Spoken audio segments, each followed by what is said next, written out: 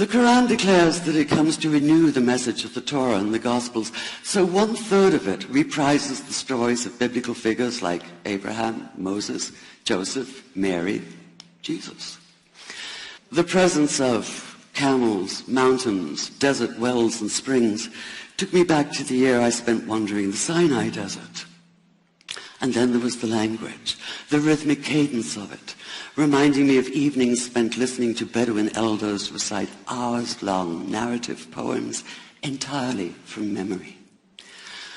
And I began to grasp why it's said that the Qur'an is really the Qur'an, only in Arabic. Take the Fatiha, the 7-verse opening chapter that is the Lord's Prayer and the Shema Israel of Islam combined. It's just 29 words in Arabic, but anywhere from 65 to 72 in translation.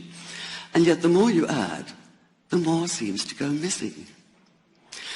The Arabic has an incantatory, almost hypnotic quality that begs to be heard rather than read, felt more than analyzed.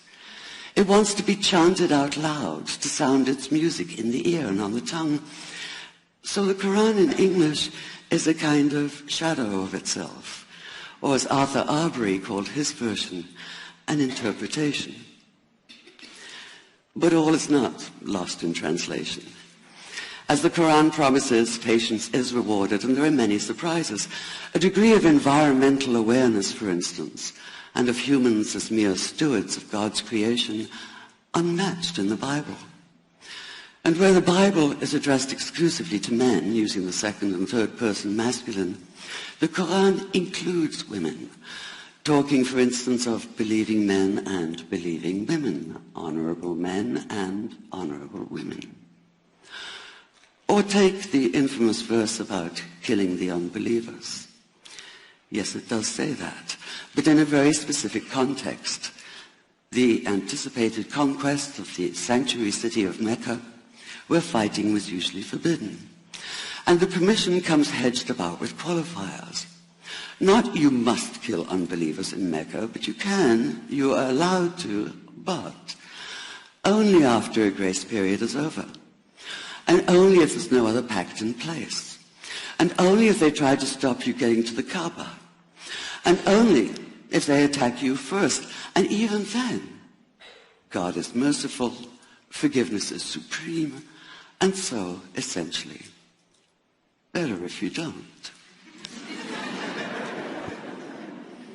This was perhaps the biggest surprise. How flexible the Qur'an is, at least in minds that are not fundamentally inflexible. Some of these verses are definite in meaning, it says, and others are ambiguous.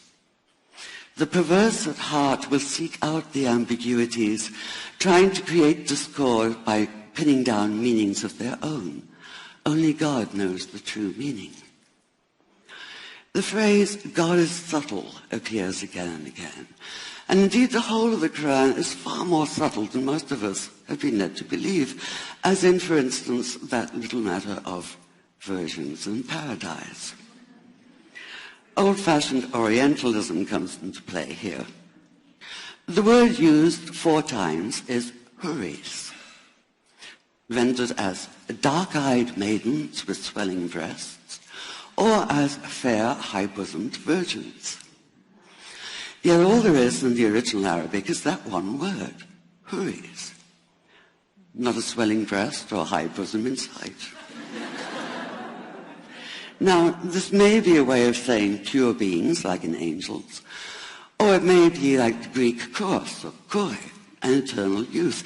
But the truth is, nobody really knows, and that's the point.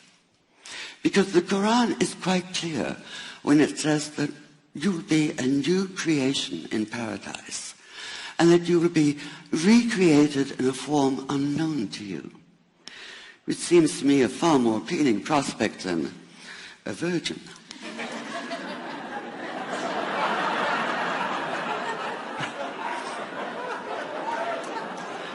And that number 72 never appears. There are no 72 virgins in the Qur'an. That idea only came into being 300 years later, and most Islamic scholars see it as the equivalent of people with wings sitting on clouds and strumming harps. Paradise is quite the opposite.